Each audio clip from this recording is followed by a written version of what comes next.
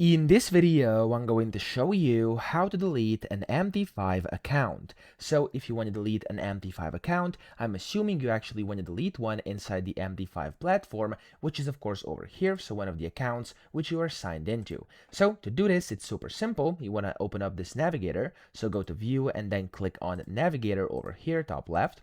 And when you do this, you want to look for, of course, Accounts. So click on the arrow next to Accounts, and from here you'll see all your accounts. I have one on Trader's Way, a few on MetaQuotes, and one on Deriv. So I'm just gonna go to MetaQuotes over here. I'm gonna right click on one of the accounts, so you must not be signed into the account you are deleting. I'm gonna right click on this one, for example, and then here you can see there's a delete button, so I'm just gonna click on it and click on yes to confirm it, and there we go. That specific account has been deleted from your MT5 account here on your desktop. Okay, so that's how to do this. I hope this video helped you out. If it did, please subscribe to the channel and help me out as well.